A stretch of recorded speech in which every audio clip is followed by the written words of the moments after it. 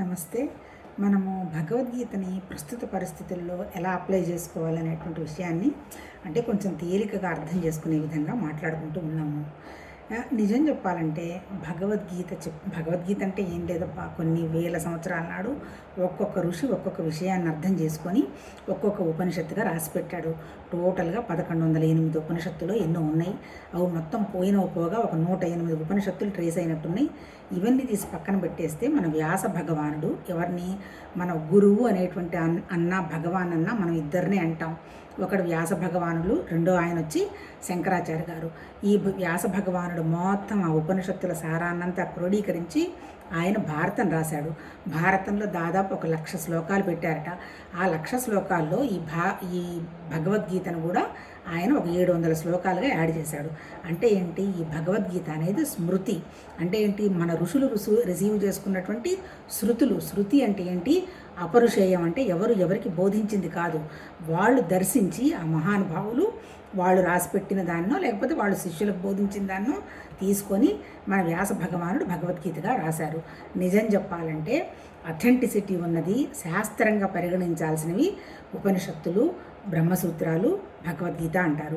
అంటే బ్రహ్మసూత్రాలు, భగవద్గీత కూడా ఉపనిషత్తుల సారమే. దీన్ని ప్రస్థానత్రయం అంటారు. అంటే ఏంటంటే ఇది అథెంటిసిటీగా నిజం చెప్పాలంటే భగవద్గీత మొత్తం మన మనస్సు మీద మనం పనిచేసుకుంటూ, మన మనస్సుని మనం ప్రశాంతంగా ఉంచుకుంటూ, తర్వాత మన దగ్గర ఉన్నటువంటి జీవశక్తి అనండి, ప్రాణశక్తి అనండి, లైఫ్ ఫోర్స్ అనండి, లేదా పరమాత్మ తత్వం యొక్క శక్తి అనండి, దాన్ని బ్యాలెన్స్గా ఉంచుకుంటూ మనం చేస్తున్న ప్రతి పని, ప్రతి మాట, ప్రతి చేత అంతా భగవతత్వంలో భాగమని మనం ఎప్పుడైతే గ్రహిస్తామో మన మనసు పనిచేస్తుంది, కానీ అనవసరపు స్ట్రగుల్లోకి వెళ్ళకుండా సమత్వంగా ఉండడం జరుగుతుంది. అలా ఎలా జీవించాలి అనేటువంటి ఒక జీవన విధానం, వండర్ఫుల్ జీవన విధానమే భగవద్గీత చెప్పింది. భగవద్గీతలో ముఖ్యంగా మన దగ్గర నిజం చెప్పాలంటే ఏంటి, 18 చాప్టర్లు చెప్పాడు. ఏంటి చెప్పాడు, అర్జునుడిది విషాద యోగం నుంచి మొదలుపెట్టి మోక్ష సన్యాస యోగంతో ముగిస్తాడు. అంటే ఏంటి, అల్టిమేట్గా అర్జునుడు అంటే ఎవరు, నరుడు అంటే ఎవరు, నేనే జీవుణ్ణి, నేనే ప్రాణాన్ని, నేనే మనసుని, నేనే శరీరాన్ని అని ఎవరు అనుకుంటున్నాడో వాడు నరుడు అంటే ఏంటి, నరుడు. అలాంటి నరుడికి పరమాత్మతత్వం బోధించటం జరిగింది. మళ్ళీ ఇంకా చెప్పాలంటే ఆబ్జెక్ట్ ఏంటి భగవతత్వంలో, ఇక్కడ ఇన్ని అనేవాళ్ళు ఎవరు లేరు. ఇటు నరులు లేరు, జంతువులు లేరు, మనుషులు, చెట్లు లేవు, చేమలు లేవు, ఏమీ లేవు. ఉన్నదంతా ఒకే ఒక ఎనర్జీ. ఆ ఎనర్జీ నుంచే అంతా మేనిఫెస్ట్ అయింది అని చెప్తాడు. ఏమేమి మేనిఫెస్ట్ అయ్యిందని చెప్తాడు దాంట్లో. ఫస్ట్, అర్జున, నువ్వు అనవసరంగా టెన్షన్ పడకు, ఇక్కడ నువ్వు చేస్తున్నది నువ్వు చేయాల్సిందో అంటూ ఏమీ లేదు.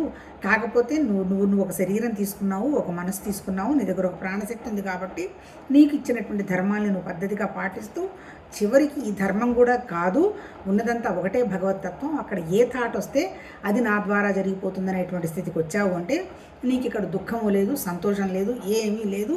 ఇక్కడికి నువ్వు వచ్చిన పనిలో నీ మనసుతోటి, నీ కోరికలతోటి, నీ ఆలోచనలని ఎక్కడ ఏమి స్పాయిల్ కూడా చెయ్యవు.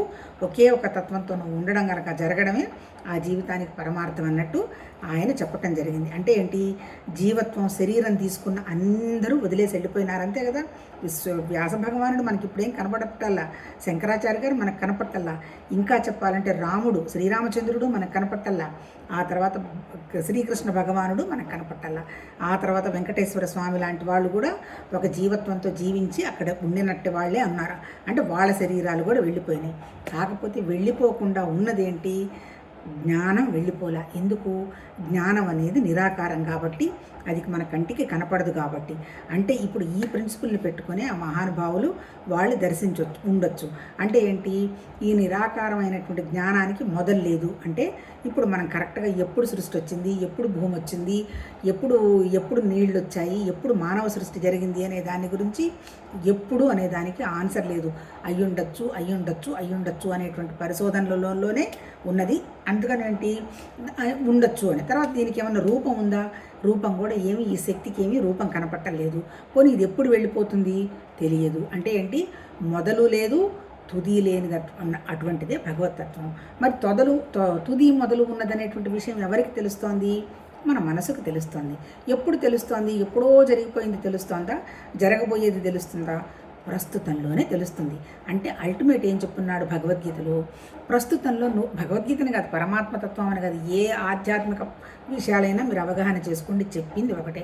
ప్రస్తుతంలో నీతో జరుగుతున్న ప్రతి పని భగవతత్వం అనేటువంటి భావం గనక నువ్వు ఉండగలిగావంటే నీ మనసు పరిపరి విధాల వెళ్ళదు. మరి పరిపరి విధాల వెళ్లకుండా మన ఆపుతున్నదేంటి? ఎందుకు పరిపరి విధాలుగా వెళుతోంది?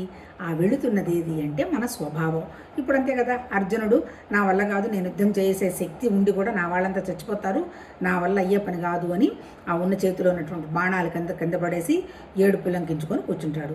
అప్పుడు భగవాన్ ఏం చెప్తాడు, నువ్వెవరో అయ్యా చేయడానికి, ఇక్కడ నువ్వు పోయి ఇక్కడ నిలబడు, ఆల్రెడీ వీళ్ళందరూ వచ్చారు, ఉన్నారు, చచ్చిపోయినారు, అందరు నాలోకి వచ్చేసారు, అనవసరంగా నాదని పెద్ద నువ్వు ఘర్షణ పడి నువ్వు గొప్పలు పోవాకు అని చెప్పి అడుగుతాడు. అప్పుడు ఏమంటాడు, నా వల్ల అవడం లేదయ్యా, మరి నేనేం చేయాలి, నా స్వభావం ఇట్లా ఉంది కదా అంటాడు.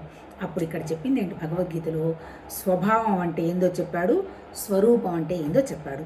నిన్న మనం మాట్లాడుకున్నాం కదా, తత్వమసి అనేటువంటి విషయం అనేది మనకి ఉపనిషత్తుల్లో 4 మహావాక్యాలను ఫైనలైజ్ చేశారు. అంటే ఏంటి, 108 ఉపనిషత్తుల్లో నుంచి దొరికిన ఉపనిషత్తుల్లో నుంచి ఒక 10 దశోపనిషత్తులు తీసుకొని దాంట్లో ఒక్కొక్క ఉపనిషత్తులో నుంచి ఒక్కొక్క వాక్యం తీసుకున్నారు. ఏంటది మహావాక్యం అంటే ఏంటి, ఇంకా అది కంప్లీట్ వాక్యం అనమాట. ఇలా ఉంది, అలా ఉంది, ఇట్లా అనేటువంటి ఘర్షణ ఏం లేదు. ఏంటి ఆ 4 మహావాక్యాలు? ప్రజ్ఞానం బ్రహ్మ అంటే ఎవరు, భగవతత్వం అంటే ఎవరు, ప్రజ్ఞ అంటే జ్ఞానాన్ని దాటినటువంటి ఒక రకమైనటువంటి ప్రజ్ఞ. చూడండి, మరి ఆ ప్రజ్ఞ అంటే పొటెన్షియాలిటీ. మనందరిలో చూడండి, ఒక్కొక్కళ్ళలో ఒక్కొక్క పొటెన్షియాలిటీ ఉంటుంది. కొంతమంది ఇల్లు బ్రహ్మాండంగా పెడతారు, ఎలా వీళ్ళు పెట్టగలుగుతారా అనిపిస్తుంది. కొంతమంది అద్భుతంగా రాస్తారు, కొంతమంది వండర్ఫుల్గా మాట్లాడతారు, కొంతమంది ఎంతో ప్రేమగా మనుషుల్ని దగ్గరకు తీసుకోగలుగుతారు. అంటే ఏంటి, ఈ పొటెన్షియాలిటీయే ప్రజ్ఞనే బ్రహ్మ. అంటే ఏంటి, కనపడుతున్న పదార్థం కంటే కూడా లోపల ఉన్నటువంటి ఒక ప్రజ్ఞ, ఒక భగవతత్వం అనేది 100% ఉన్నది. అంటే ఏంటి, ప్రజ్ఞానం బ్రహ్మ అనేది మహావాక్యం. రెండోది ఏం చెప్తాడు, తత్వమసి అంటాడు. తత్ అంటే ఏంటి, నేను. త్వం అంటే ఎవరు, నేను. తత్ అంటే ఎవరు, అది. ఈ రెండు ఒకటే, ఇన్ని లేవు అనేది రెండో వాక్యం. మూడోది ఏం చెప్తాడు, అహం బ్రహ్మాస్మి అంటే ఏంటి, ఈ అహమే బ్రహ్మ, ఇంకొకటి ఏమీ లేదు అక్కడ. అహం బ్రహ్మాస్మి అంటే శరీరం కాదు, లోపల ఉన్నటువంటి నా జ్ఞానం, నేను అనేటువంటి జ్ఞానమే బ్రహ్మ. ఈ బ్రహ్మ అనేవాడు ఎవరు సపరేట్లో లేడు, మూడో వాక్యం. నాలుగోది ఏంటి, అయమాత్మ బ్రహ్మ అంటే కనపడుతున్నదంతా కూడా బ్రహ్మే. మరి ఇప్పుడు నేను బ్రహ్మ అయినప్పుడు ఈ చెట్టు బ్రహ్మ కాదా? ఇప్పుడు చిన్న బుడ్డది బల్లి తిరుగుతోంది, ఆ బల్లి కూడా బ్రహ్మే. అంటే అది ఎందుకు, దాని అనుభవం కోసం ఎందుకు వచ్చిందో, దాని జ్ఞానం, దాని ప్రజ్ఞ మనకేం తెలియదు అని 4 మహావాక్యాలు చెప్పాడు. ఇప్పుడు ఈ భగవద్గీత చెప్పింది కూడా ఏంది, ఈ తత్వమసి అన్నాడు. అంటే ఏంటి, అది నువ్వే, అది నేను, అంతా ఒకటే అనేటువంటిది భావం. ఇంకా దాన్ని డైల్యూట్ చేసిన మన మహానుభావులు ఏం చేసేవారు చెప్పారు, సత్ చిత్ అన్నారు. సత్ అంటే ఉండడం, ఏం ఉండడం, భగవతత్వం యొక్క శక్తి ఉండడం. చిత్ అంటే జ్ఞానం, ఎవరికి తెలుస్తోంది, జ్ఞానానికి తెలుస్తోంది. సత్ చిత్ దేనికోసం వచ్చింది, సత్ చిత్తు ఆనందం కోసం. అంటే భగవతత్వం అంటే ఏంటి, బ్రహ్మానందం. దుఃఖం అనేది వచ్చిపోయేది, ఆనందం అనేది ఎప్పుడు ఉండేది. ఆనందం అంటే ఆహా ఓహో అని సంతోషం కాదు, జీరో కంప్లైంట్, జీరో ఎక్స్పెక్టేషన్ లేకుండా నాలో నేను ఉండగలగడం ఆనందం. మరి ఎప్పుడు నాలో నేను ఉంటూనే ఉన్నానుగా, నిద్రలో నాలో నేనే ఉంటున్నాను, హాయిగా భోజనం చేసేటప్పుడు నాలో నేనే ఉంటున్నాను, ఎవరితో మాట్లాడేటప్పుడు ఉంటున్నాను. కానీ మరి ఎప్పుడు దుఃఖంలోకి వెళ్తున్నాను, నాకు ఏదన్నా ఒక విషయం మనసుకు తట్టి ఎప్పుడో వీళ్ళు నన్ను 34 సంవత్సరాల నాడు నన్ను ఏదో ఇబ్బంది పెట్టారనేటువంటి విషయం నా అవగాహనకు వచ్చినప్పుడు నేను దుఃఖంలో పడుతున్నాను. కానీ భగవద్గీతలో చెప్పింది ఏంటి, తుది లేదు, జరిగిపోయింది అదంతా, ఎవరికి తెలియదు, మొదలు లేదు, తర్వాత తుది ఎండు తెలియదు, కానీ ప్రస్తుతం ఉన్నది. ఆ ప్రస్తుతం ఏంటి, ఆ నువ్వే, ఆ బ్రహ్మ అన్నట్టు చెప్పారు. ఈ కాన్సెప్ట్ అర్థం చేసుకోవటమే భగవద్గీతను వండర్ఫుల్గా అర్థం చేసుకుంటే మన లైఫ్ అనేది వండర్ఫుల్ అనమాట. ఎందుకంటే మన దగ్గర నుంచి ఏం ఆలోచన వచ్చినా భగవతత్వం ఆలోచన వస్తుంది, మనం ఏం మాట్లాడినా భగవతత్వం గురించి మాట్లాడతాం. ఈవెన్ తింటూ ఉన్న 100% తినడంలో ఉంటాం, మాట్లాడుతూ ఉంటే 100% ప్రజెంట్లో ఉంటాం. ఈ 100% ప్రజెంట్లో ఉండడం విషయమే మన ఋషులు మనకి చెప్పారబ్బా. అంతే తప్ప వాళ్ళు కూడా ఈ స్వర్గాలు నరకాలు చూడలే. నిజం చెప్పాలంటే ఉంటే వాళ్ళు రాసి పెట్టేవాళ్లేగా. మన ఉపనిషత్తుల ఋషులు, ఇదిగో ఇక్కడ నేను స్వర్గం ఉంది, అక్కడికి వెళ్ళాను, 4 రోజులు ఉన్నాను, అప్పుడప్పుడు చిన్న మాట తప్పు చేశాను, అట్లా నరకంలో ఒక రోజు పడేశారు. ఇవన్నీ కూడా మనం సృష్టి సక్రమంగా నడవడానికి, ధర్మబద్ధంగా ఉండడానికి మన వాళ్ళు ఏంటంటే వాళ్ళకి అన్ని రకాల మనుషులు ఉన్నాం కదా. ఆర్తులు ఉన్నాము, అర్ధార్థులు ఉన్నాము, జిజ్ఞాసులు ఉన్నాము, ముముక్షువులు ఉన్నాము, కోరికలు నెరవేర్చుకోకుండా తీర్చుకోలేని వాళ్ళు ఉన్నాము, తర్వాత ద్వేషము, ఇన్ని రకాల మనుషులు ఉన్నారు కదా, మరి వీళ్ళందరినీ ఒక స్థితికి తీసుకురావడం ఎట్లా అనేటువంటి దానికోసంగా ధర్మసూత్రాలు పెట్టారు తప్ప ఉన్నదంతా ఉన్నదైతే ఒకటే భగవతత్వం. ఇప్పుడు మనం ఏం మాట్లాడుకుంటున్నాము, ఇందులో ఏంటి అర్జునుడి విషాద యోగం అంటే నీ అన్నిటికీ కారణం నీ ఐడెంటిటీ అయ్యా, నువ్వు ఐడెంటిటీ పోగొట్టుకుంటే ఇంకా సమస్య లేదు అని మొత్తం టోటల్గా 18 చాప్టర్లు చెప్పిన 18 చాప్టర్లలో ముఖ్యంగా చెప్పింది ముఖ్యమైన విషయాలు 4. కర్మ శరీరంతో చేస్తాము, ఆ తర్వాత ఆలోచన మనసుతో చేస్తాము, మంచి చెడ భగవతత్వం నిశ్చలత్వం బుద్ధితో చేస్తాము. అంటే ఏంటి అల్టిమేట్ ఏంటి ప్రజ్ఞానం బ్రహ్మ. ఆ ప్రజ్ఞస్థితికి మనం చేరడానికి ఈ 4 యోగాలు ఉన్నాయి తప్ప ఒక యోగం గొప్పది ఒక యోగం తక్కువ అనేటువంటి విషయాలు లేదు. అల్టిమేట్ ఏంటి ఇప్పుడు మనం మాట్లాడుకుంటున్నాం కదా, ఇందాక సత్ చిత్ అని చెప్పారు కదా వాళ్ళు మహానుభావులు. తర్వాత వాళ్ళే ఏమన్నారు, సామాన్యం విశేషాలు అన్నారు. సామాన్యం అంటే ఉన్నదంతా ఒకటే భగవతత్వం, మిగిలిన 99 ఆ విశేషాల్లో నుంచే వచ్చేసాయి. మూడోది ఏమన్నారు, స్వభావం అన్నారు. స్వరూపం అనేది మారదు, అది భగవతత్వం. స్వభావం ఎవరిది, మనది స్వభావం. స్వభావం అంటే ఏంటి, ప్రకృతి. ఈ ప్రకృతి ప్రతి క్షణం మారుకుంటూనే పోతుంది. ఎక్కడో ఒక చిన్న ఒక అండం పిండం ఇంత బుడ్డదానిలాగా పడ్డవాళ్ళం, తర్వాత ఇంత పెద్దవాళ్ళమైనాము, తర్వాత ఉన్నాము, సంతోషము ఆనందము సుఖము అనుభవిస్తున్నాము, తర్వాత వెళ్ళిపోతున్నాము. అల్టిమేట్గా మారిపోతున్నది ఏంటి, స్వభావం మారుతుంది. స్వభావం అంటే ఏంటి, ప్రకృతి మారుతుంది. కాకపోతే ఏంటంటే ఈ మారుతున్నటువంటి ప్రకృతికి అనుగుణంగా మారకుండా ఉన్నటువంటి ఒకే స్థితిలో ఉండి నువ్వు కర్మ చెయ్యి, యోగం చెయ్యి, తర్వాత భక్తిభావంతో ఉండు, తర్వాత జ్ఞానం ఏంటో గ్రహించు, ఏమన్నా చెయ్యి. కానీ అల్టిమేట్ ఏంటి, మనదంతా స్వరూప స్థితి అనేటువంటి విషయాన్ని గ్రహించటం గురించే భగవద్గీత చెప్తుంది. 1 నుంచి 6 వరకు అసలు కర్మ అంటే ఏంటి, అనుష్ఠానం తీసేసి యోగ స్థితికి వచ్చేసేయడం. యోగం అంటే ఏంటి, రకరకాల ఆలోచనలు రకరకాల విండోస్ ఆపేసి ఒకే ఆలోచనలో ఒకే పని చేసుకుంటూ పోవటం. తర్వాత భక్తి అంటే ఏంటి, అనన్య భక్తి, ఆ భగవతత్వం తప్ప ఇంకొకటి ఏమీ లేదనేటువంటి భగవతత్వం మనసులో మన జీవన విధానంలో పెట్టుకుంటూ మన జీవనాన్ని సాగించడం. అల్టిమేట్ ఏంటి, జ్ఞానం. ఇన్ని లేవు, ఇన్ని యోగాలు లేవు, ఉన్నది ఒకటే. ఆ ఒకటే ఏంటంటే జ్ఞానం. అది ఎక్కడుంది, మన దగ్గరే ఉంది. కానీ మన ఆపుతున్నది ఏంటి, మన స్వరూపం మనం గ్రహించకుండా మన స్వభావం ఆపుతుంది. ఆధ్యాత్మికత అంటే ఏమీ లేదబ్బా, మన స్వభావాన్ని మార్చుకోవటం. ఈ స్వభావం అనేది కూడా ఎవరికి చెప్పేది కాదు.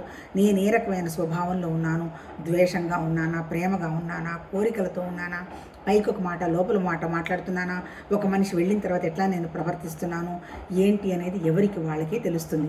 అందుకని ఆ స్వభావాన్ని మనం మార్చుకోవాలంటే కర్మ తప్ప మనకి ఫస్ట్లో మార్గం లేదు. అంతే కదా, శరీరం ఉంది కదా, మనసును ఆపుకోలేము, పరిగెడుతుంది. అందుకని చిన్నగా కర్మ మంచిగా చేయటం అనేది మొదలుపెట్టి కర్మానుష్ఠానం దాటి కర్మయోగానికి వెళ్ళాలి. అలాగే అందరి దగ్గర ఉన్నది, మన దగ్గర అందరి దగ్గర ఉన్నది మనసే. ఆ మనసు ఎలా మనం ఏర్పాటు చేసుకొని వచ్చామో అది ఎన్ని జన్మలో ఏంటో తెలియదు. అందుకని ఏం చెప్పారు, యోగంగా మనసును మార్చుకొని మనసుని కంట్రోల్ చేసుకొని ఇంద్రియాలను కంట్రోల్ చేసుకొని ఒకే విషయానికి నిశ్చలంకి రమ్మన్నాడు. ఆ తర్వాత ఏంటి, భక్తి, నిశ్చల భక్తి. ఇదంతా ఎలా చేయగలుగుతాను నేను, అనన్యంగా ఒక విషయం మీద మాత్రం మనసు పెట్టుకోకపోతే నన్ను, నా గుర్రాలు, నా ఇంద్రియాలని, నా మనసుని నేను కంట్రోల్ చేసుకోలేను. అందుకని భక్తి పెట్టుకోమన్నాడు. అల్టిమేట్ ఏంది, జ్ఞానం. ఉన్నదంతా ఒకటేననేటువంటి జ్ఞానం. ఆ స్థితి చేయాలంటే ఇవన్నీ చేసుకుంటూరా అంటూ చెప్పాడు. అంటే 1వ చాప్టర్లోనే చెప్పాడు. అర్జునుడు విషాదయోగం అన్నాడు. తర్వాత సాంఖ్యం చెప్పాడంటే ఏంది, సత్ అంటే ఏంటి, పరమాత్మతత్వం అంటే ఏంటి, చిత్ అంటే ఏందని చెప్పాడు. 3వది వచ్చి కర్మానుష్ఠానాన్ని కర్మయోగంగా ఎట్లా మార్చుకోవాలన్నాడు. ఆ తర్వాత అసలు కర్మను ఎట్లా వదిలేయాలన్నాడు. సన్యాస యోగం అంటే కర్మను వదిలేయడం అంటే భౌతికంగా వదిలేయడం కాదు, మానసికంగా వదిలేయడం. జరిగిపోతూ ఉంటుంది కానీ నాకేం సంబంధం లేదు, నేను చేయటం లేదు, ఈ ఫలితం అంతా నీదేననేటువంటిది కర్మ సన్యాస యోగం. ఆ తర్వాత జ్ఞానం అంటే ఏంటి, ఆ తర్వాత జ్ఞాన విజ్ఞాన యోగం, ఆ జ్ఞానాన్ని ఎట్లా అనుభవానికి తెచ్చుకోవాలి. 6వది వచ్చి ఆత్మ సంయమయోగం. ఆత్మ సంయమం అంటే ఏం లేదు, మనసును అన్ని విషయాల్లో దూరం చేస్తే, మనసుకు ఎలాంటి తుది మొదలు ఆలోచన కోరిక కదలిక లేకపోతే ఆ ఆత్మే భగవతత్వం, అదే పరమాత్మతత్వం. ఇంతకంటే ఇంకేం లేదు. కాకపోతే జీవత్వం అన్నా, పరమాత్మతత్వం అన్నా, ఆత్మతత్వం అన్నా, ఆత్మ అనేటప్పటికీ జ్ఞానం అన్నమాట. ఇప్పుడు మన స్థితి ఏంటి, నేను దేహం, నేను పేరు అనేటువంటి జీవాత్మ స్థితిలో ఉన్నాం. ఇప్పుడు మనం ప్రత్యేగాత్మకి వెళ్ళాలి. జీవం అనేది క్యాజువలేను, ఇది జరిగిపోతుంది. నా లోపల ఉన్నటువంటి నా జ్ఞానమే నన్ను నడిపిస్తుంది.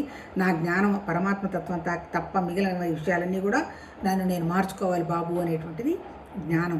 అది దాటితే ఉండేదంతా మన జ్ఞానం అంతా ఫుల్ వ్యాపించుండేది. ఏదో మన శరీరం కోసం మన కోసం కాకుండా వ్యాపించి ఎప్పుడైతే జ్ఞానం ఉంటుందో అది భగవతత్వం. దీనికి ఏం చేయాలంటే మన ఆలోచన విధానాన్ని, మన దృష్టిని మార్చుకోవాలంటే ఏంటి అంటే భౌతికంగా పరిగెడుతున్నటువంటి మన మనసుని, మన కోరికలని కంట్రోల్ చేసుకొని, రెగ్యులేట్ చేసుకొని తీసుకొచ్చి కనుక మనం పెట్టగలిగామంటే ఆటోమేటిక్గా ప్రపంచానికి సంబంధించిన విషయాలన్నీ మన మనసులో నుంచి తొలగిపోతాయి. మళ్ళీ శారీరకంగా తొలగద్దు, చెయ్యొద్దు అని చెప్పలా. సేవ రూపకంగా నీకు ఇచ్చిన ప్రతి పని పరమాత్మతత్వ భావం అని నిర్వర్తించు. యోగంలాగా, యజ్ఞంలాగా మనసు నిశ్చలం అవుతుంది. ఒక్కసారి మనసు నిశ్చలమైతే సమత్వ స్థితికి వస్తుంది. అప్పుడు నువ్వు విషయాన్ని సక్రమంగా చేసుకొని పాటించడం మొదలుపెట్టామని చెప్పాడు. ఆ తర్వాత 6 అయిపోయిన తర్వాత 6 నుంచి 12 వరకు భక్తి యోగం చెప్పాడు. ఈ భక్తిలో ఏం చెప్పాడు అసలు? నేనెవరంటే నేనంతా నిరాకారమైన శక్తినయ్యా. అష్ట ప్రకృతులు ఉన్నాయి కదా, పంచభూతాలు, భూమి, నేల, నీళ్లు, అగ్ని, వాయువు, ఆకాశం అన్నీ నా నుంచే వచ్చాయి.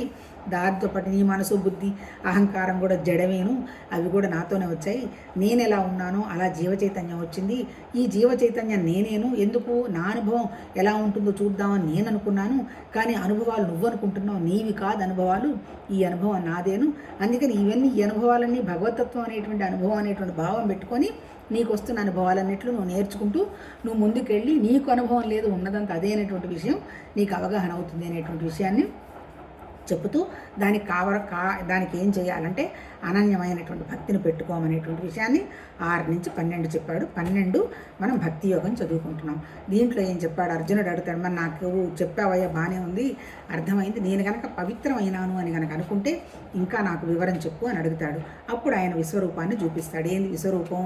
ఆ నిరాకారమైనటువంటి పరమాత్మతత్వ శక్తిలోనే పంచభూతాలు, తర్వాత జీవ సృష్టి, మొత్తం పర్వతాలతో సహా అన్నీ అందులోనే ఉంటాయి. అంటే అర్థం ఏంటి?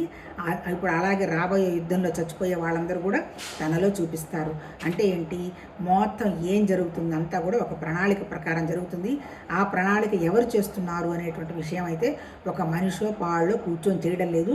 ఒక మనిషిలాగా చేస్తే మళ్ళీ వాళ్ళకి అభిమానాలు, మళ్ళీ మనసు, కోరికలు, నాకు ఇష్టం, అయిష్టం అవన్నీ ఉంటాయి.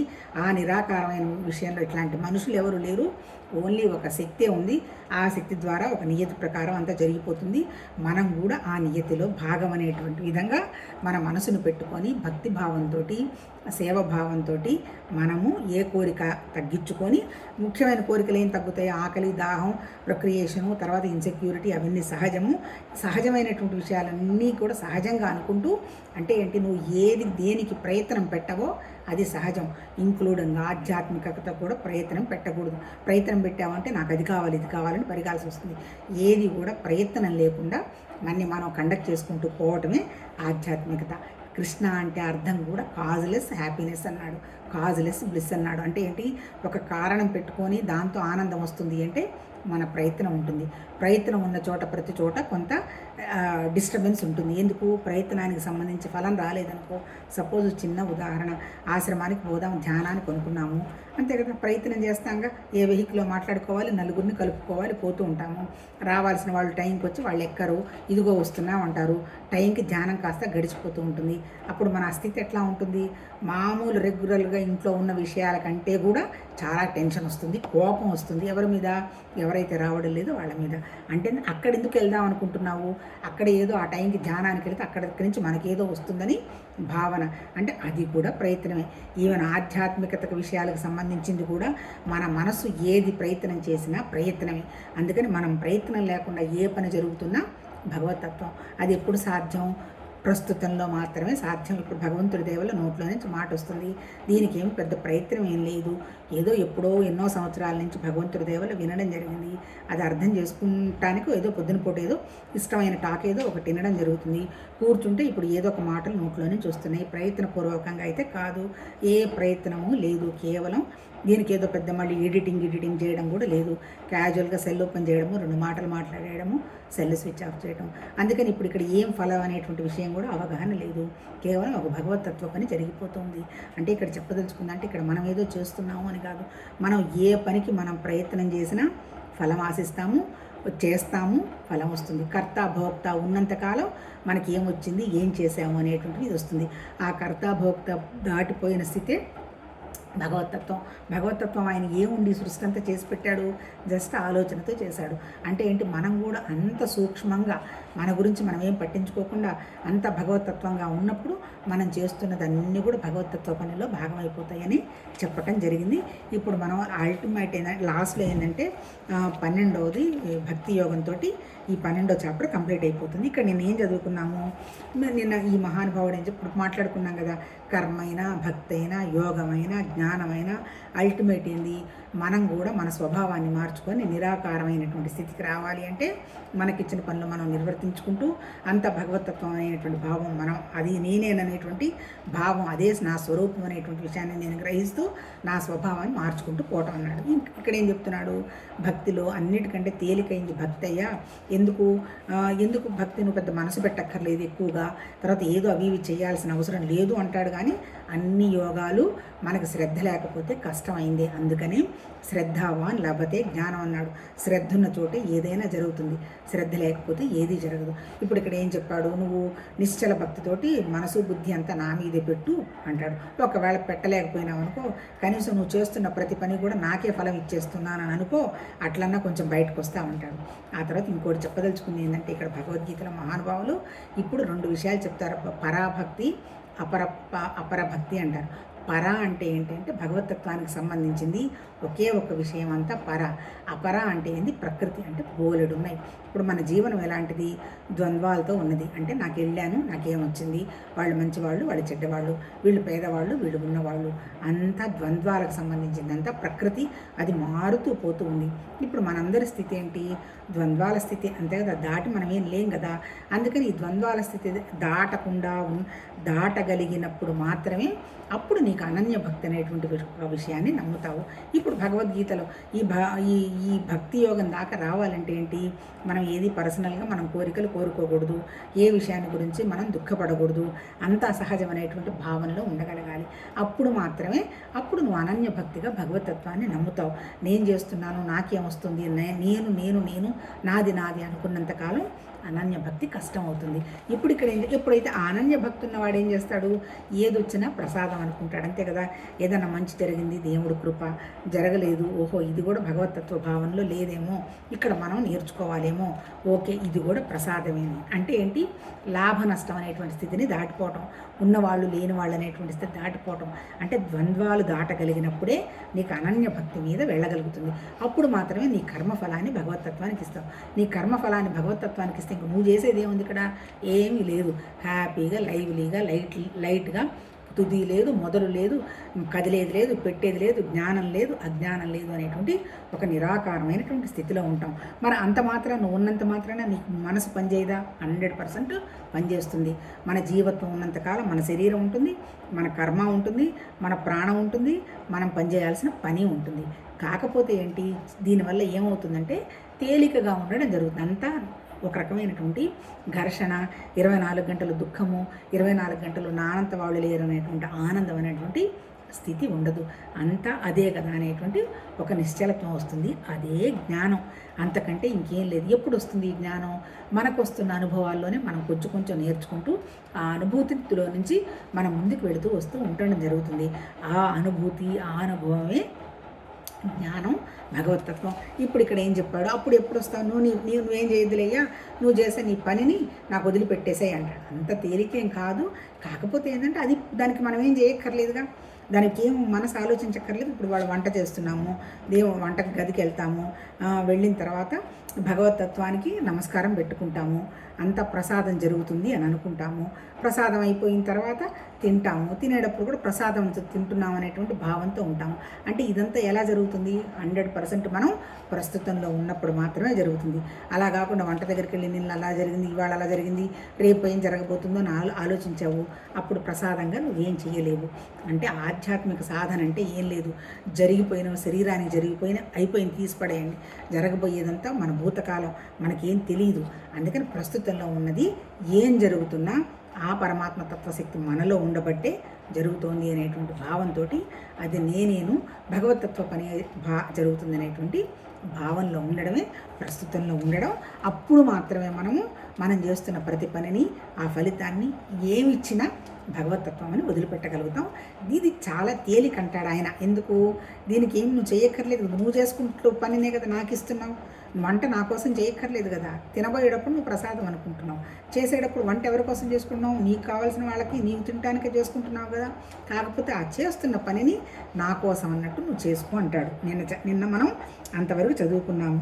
ఆ తర్వాత ఇంకోటి ఏం చెప్తాడు? నీ బుద్ధి మనసు అన్ని కంట్రోల్ ఉందనుకో, అప్పుడు నువ్వు ఏ పని చేయాల్సిన అవసరం లేదంటాడు. అంటే సన్యాసాశ్రమంలాగా పనులు వదిలేయమంటాడు. చాలామంది సన్యాసాశ్రమం అంటే ఏంటి? ఇవన్నీ వదిలిపెట్టి హ్యాపీగా హిమాలయాల్లో ఏదో బంగు కొట్టుకుంటూ ఉంటారు. అది సన్యాసాశ్రమం కాదు. నీకు అన్నీ తెలుసు, నీవు చేయగలిగిన స్థితి ఉంది, కానీ నాకేం అవసరం లేదని మనసుని, బుద్ధిని, ఇంద్రియాలని కట్టడి చేస్తావు. ఆ కట్టడి చేసినప్పుడు నువ్వు అప్పుడు ఏ పని చేయాల్సిన అవసరం లేదు. నీకెందుకోసం నువ్వు ఎందుకు చేసుకుంటావు? ఏదైనా ఎవరికైనా అవసరం అవుతుంది, ఇదిగోనమ్మా భగవంతుడి పని జరపండి అంటే జరుపుకుంటూ పోతాం. అంటే మన కోసంగా మనం ఏమీ చేయకుండా ఉండగలగడం అనేదాన్ని సన్యాసాశ్రమం అన్నట్టు చెప్పటం జరిగింది. అంటే ఏంటి? కర్మల్ని త్యజించటం. కర్మ అయితే త్యజిస్తే ఇంకా ఫలం ఎక్కడి నుంచి వస్తుంది? అంటే మన కోసంగా మనం ఏమీ చేసుకోకుండా ఉండగలగడం. కానీ గృహస్థాశ్రమంలో అది ఎలా సాధ్యమవుతుంది? ఏ పని ఇచ్చినా భగవంతుడి పని అయ్యేటువంటి భావంతో చేసుకుంటూ పోగలగడం. మళ్ళీ ఇక్కడ మనమేమనుకుంటాం? మన పిల్లలకి ఏదైనా చేయాల్సి వచ్చినప్పుడు మనం డ్యూటీ అనుకుంటాం. మళ్ళీ ఆ డ్యూటీ కూడా నీకు రిటైర్మెంట్ ఉంటుంది, ఫలము లా ఉంటుంది. ఇక్కడ డ్యూటీ కూడా లేదు, ధర్మం కూడా లేదు. కేవలం భగవతత్వ పని అనేటువంటి భావం 24 గంటలు పెట్టుకోగలగాలి. ఆ తర్వాత ఇంకా నిన్నేం చెప్పాడు? విషయం ఏమీ చేయకుండా ఊరికనే ప్రాక్టీస్ చేసినా ఉపయోగం లేదు. అంటే ఏంటి? నువ్వు చేసేది ఏంటంటే నువ్వు తెలుసుకొని చెయ్యి, ఎందుకు చేస్తున్నావు అనేటువంటి విషయాన్ని అర్థం చేసుకొని చెయ్యి అని చెప్పాడు. తర్వాత ఇంకేం చెప్పాడు? ఈ చేస్తున్నప్పుడు నీకు ఒక అనుభవాలు వస్తాయి కదా, అవి ప్రత్యక్షానుభవాలు. ఏంటి ఆ ప్రత్యక్షానుభవాలు? భౌతికంగా నేను ఎవరు ఏమి ఇబ్బంది పెట్టరు, నువ్వు ఎవరిని ఏమీ అనవు, నీలో నువ్వు హాయిగా ఉంటావు. అంటే ప్రత్యక్షంగానే నీకు పరమాత్మతత్వం యొక్క భావన నీకు ఉన్నందువల్ల నీకేం జరుగుతుందో నీకు తెలిసిపోతుంది. పరోక్షం అంటే ఏంటి? మహానుభావులు, ఋషులు వాళ్ళందరూ చేసినటువంటి, ఇప్పుడు మనం భగవద్గీత చదువుకుంటున్నాము, ఉపనిషత్తులో ఋషులు రాసిందేగా, దాన్ని సంకలనం రాసింది వ్యాస భగవానుడే కదా. ఇదంతా మనకు అందుతున్నదంతా ఏంటి? ఈ పరోక్ష జ్ఞానం. ఇప్పుడు ఈ పరోక్ష జ్ఞానాన్ని మనం ఏం చేయాలి? ప్రత్యక్ష జ్ఞానంగా తెచ్చుకోవాలి. అల్టిమేట్ ఏంటి? ప్రత్యక్ష జ్ఞానం ఉపయోగం. అంటే కదా చాలామంది అంటుంటారు ప్రాక్టీస్, నీ అనుభవం ఏంది అంటారు. అనుభవం అంటే ఏం లేదు, నువ్వు నిరాకారమైనటువంటి స్థితి నీ మనసులో ఉందా, ఇంకా గోలగోలగా ద్వేషాలు, కక్షలు, కార్పణ్యాలు, కోరికలతో ఉన్నాయా అని చెప్పింది. అంటే ఏంటి? ఇవేవి లేని శూన్యస్థితికి నువ్వు వస్తున్నావు అనుకో, ప్రత్యక్షంగా నీకు విషయం అర్థమవుతుంది. ఇప్పుడు అన్నిటికంటే ముఖ్యమైనది ఏమంటున్నాడు?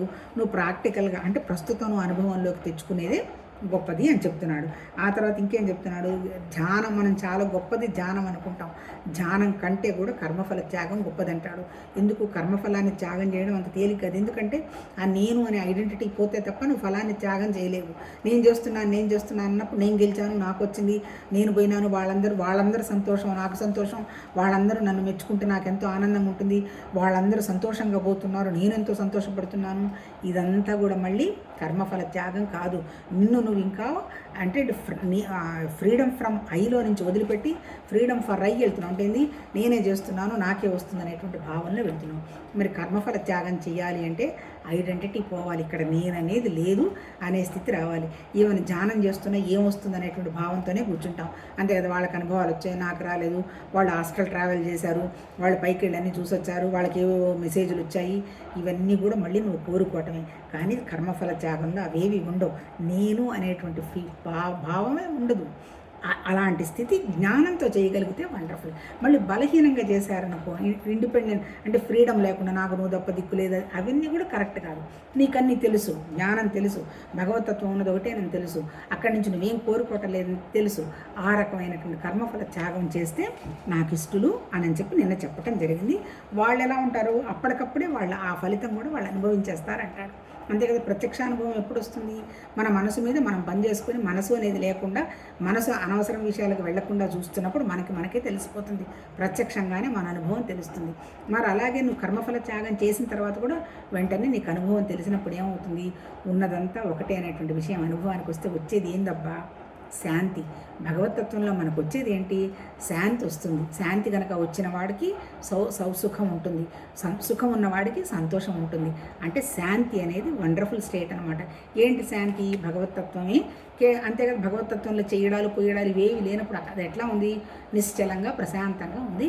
అలాంటి స్థితి మనకు వస్తుంది కర్మఫల త్యాగం వల్లని నిన్న మనం మాట్లాడుకున్నాం. ఈరోజు ఒక్కటి చదివి చూద్దాం. తర్వాత ఇందులో ఏం చెప్తున్నాడు ఇంకా మహానుభావుడు, ఏ ప్రాణి ఎందును ద్వేషభావం లేనివాడును. అంటే ఇంకా ఇప్పుడు మనకి క్వాలిటీస్ ఇస్తున్నాడు ఇక్కడ. అంటే మనం ఎలా ఉండాలి అంటాడు. అంటే ఈవెన్ కళలోనైనా సరే మనకి ఎక్కడా ఒకళ్ళ మీద కూడా ద్వేషం ఉండకూడదు. ఎలా ద్వేషం ఉండకూడదు? ఇప్పుడు మన ఎంత ఇబ్బంది పెట్టినా కూడా ద్వేషం ఉండకూడదు. కానీ ఇది ఎంత సాధ్యం అనేటువంటి విషయం ఆ స్థితికి చేరిన మహానుభావులకే తెలుస్తుంది, అందరికీ తెలియదు. దీంట్లో ఏకనాథ మహాముని అనే ఒక ఆయన ఉన్నాడట. పాపం స్నానం చేయడానికి వెళ్ళాడట. సరే వేరే వాళ్ళు ఎవరో ఈ ముని విషయాన్ని నచ్చని వాడు ఆయన బయటికి రావడంతో ఆయన మొహాన్ని ఉమ్మేశాడట. సరే మళ్ళీ పాపం లోపలికి పోయినాడట. మళ్ళీ బయటకు వచ్చాట. అట్లా 108 సార్లు వేశాడట ఉమ్మి. బయటకు వచ్చిన తర్వాత ఆయన అడుగుతాట, ఏమయ్యా నీకు ఇంత కోపం రాలేదా? 108 సార్లు నేను ఉమ్మేశాను, ఇన్నిసార్లు వేసాను కదా అంటాట. అప్పుడు చెప్తాడు, నువ్వు నాకు 108 సార్లు నాకు ఆ గంగలో స్నానం చేసే అవకాశం ఇచ్చావు, 108 సార్లు ఆపకుండా నేను మంత్రం జపించే అవకాశం ఇచ్చావు అంటాడట. అంటే ఎంత ద్వేషం లేకుండా ఉండాలి అంటే, ఒక మామూలు వాడు అంత స్థితికి వెళ్ళినటువంటి మహాముని మీద ఉమ్మేసిన అది తను భగవతత్వానికి తీసుకున్నాడు. అంటే ఏంటి? భౌతికంగా ఉండే విషయంలో ద్వేషం పడాల్సినటువంటి అవసరం లేదు. ఎవరి అనుభవానికే వాళ్ళ జన్మ రావడం జరుగుతుంది, అంతకు తప్ప ఇంకొకటి ఏమీ లేదు. మరి ఎందుకు వాళ్ళల్లా చనిపోవాలి? వాళ్ళని చూసి మిగిలిన వాళ్ళన్నా మళ్ళీ ఆ అనుభవాల్లోకి వెళ్లకుండా ఉండే విధంగా జరగచ్చు. మనకంత విషయం ఏమీ తెలియదు. కాకపోతే ఏంది చెప్పింది ఇక్కడ ఒక మతమనో లేకపోతే ఇంకోటనో ద్వేషం పెంచుకోవటం కరెక్ట్ కాదు. అజ్ఞానం ఉండొచ్చు, వాళ్ళకి వాళ్ళు ఎప్పుడో జ్ఞానం తెచ్చుకుంటారు అంతే తప్ప ఇక్కడ నా మతం గొప్పది నీ మతం గొప్పది అని భగవద్గీతలో ఎక్కడ చెప్పలా. భగవద్గీత చెప్తుందల్లా కూడా మానవాళికి చెప్తున్నాడు. అంటే ద్వేషం అనేది ఎవరికి వాళ్ళకి నష్టపరిచేది. ద్వేషం వల్ల ఏమవుతుంది? మంచిది చెడుది చూడం, అసలు ఆలోచన ఉండదు, బుద్ధికి విచక్షణ ఉండదు, అన్నీ చేసుకుంటూ పోతారు. మరి అప్పుడు అక్కడ మళ్ళీ అలాంటి వాళ్ళతో కూడా మళ్ళీ ద్వేషం పెట్టుకుంటే ఏమవుతుంది? ఏం కాదు. ఎందుకంటే ఎవరికి వాళ్ళు మార్పు తెచ్చుకొని మార్పు రావడం జరుగుతుంది అనేటువంటి విషయమే భగవద్గీతలో ద్వేషం అనేది అంత మంచిది కాదు అని చెప్పటం జరిగింది. ఎవ్వరి మీద ద్వేషం ఉండకూడదు. పైగా సర్వ ప్రాణుల యందును అవ్యాజ్యమైన ప్రేమ కరుణ కలవాడును, మమతాహంకారాలు లేనివాడును, సుఖము ప్రాప్తించినను దుఃఖం ప్రాప్తించినను సమభావం కలిగి ఉండివాడును, క్షమాగుణము కలవాడును, సర్వకాల సర్వావస్థల యందు సంతుష్టి అయ్యుండు యోగియు, శరీరేంద్రియ మనస్సులను వశమందుకొంచుకున్నవాడును, నా యందు దృఢమైన నిశ్చయం గలవాడును అయి నాయందే మనోబుద్ధులను అర్పణ చేసిన నా భక్తుడు నాకు ప్రియుడు. అంటే ఇప్పుడు మనం ఏమనుకుంటాం? ఇదిగోనమ్మా నేను పొద్దున్నే లేచాను, నేను తెల్లవారుజామున 4కి లేస్తాను, తలస్నానం రోజు చేస్తాను, రేవుడికి నేను దీపారాధన చేస్తాను అని కొంతమంది చెప్తారు. కొంతమంది ఏమంటారు, నేను అసలు చెయ్యని వ్రతం లేదండి, అన్ని వ్రతాలు చేసి పెట్టాను అని కొంతమంది అంటారు. ఇప్పుడు ఇక్కడ భగవద్గీతలో ఎక్కడైనా నాకు వ్రతం చేయండి, నాకు పూజ చేయండి అని చెప్పాడా? గుడి కట్టించమని చెప్పాడా కనీసం? లేకపోతే నేను సోంసో రకంగా ఉన్న దేవుణ్ణి అని ఆయన ఏమైనా చెప్పాడా? నిరాకారమైనటువంటి విషయమే చెప్పాడు. ఎక్కడుందా నిరాకారం? నిరాకారం అంటే ఉన్నదంతా ఒకటే అనేటువంటి భావం. మరి ఎవరికి తెలుస్తుంది? మన జ్ఞానానికే తెలుస్తుంది. అంటే మన జ్ఞానం కూడా నిరాకారమే. మన దగ్గర ఉన్నది నిరాకారమైన జ్ఞానమే, భగవతత్వం దగ్గర ఉన్నది నిరాకార జ్ఞానమే. ఆ జ్ఞానం ఈ జ్ఞానం తేడా కాదు, అక్కడి నుంచి వచ్చిందే కాబట్టి అది ఒకటే. ఇక్కడ ఆయన ఏం చెప్పాడు? ఈ భక్తులు అంటే ఎవరని చెప్తున్నాడు? భక్తుడంటే ఎవరు? ఏ ప్రాణి ఎందును ద్వేషభావం లేనివాడు. అంతే కదా. మన పరిస్థితి ఎట్లా? మన ఎవరైనా పొగిడారు, మనకేదైనా లాభం క్రియేట్ చేశారు, బ్రహ్మాండం అనుకుంటాం. చిన్న విమర్శ ఎవరన్నా మన చేసినా మనకి నచ్చదు. అంటే ఏంటి? వాళ్ళ మీద మనం ద్వేషం పెంచుకుంటాం. కోరిక అంటే ఆ డిస్టర్బెన్స్ అంటే ఏంటి? మనకి కంఫర్టబుల్గా లేని ఏరియా డిస్టర్బెన్సు. మనకి కంఫర్టబుల్గా ఎప్పుడు ఉండదు? వాళ్ళు ఏదో గొప్ప వాళ్ళని వాళ్ళు అనుకుంటున్నారని, లేదా మన్నేమని అంటున్నారని వాళ్ళు అనకుండానే మనం ఊహించేసుకుంటాం అనమాట.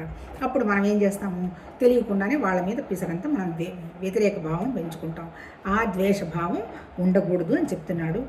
ఎనిహో అరగంట అయిపోయింది.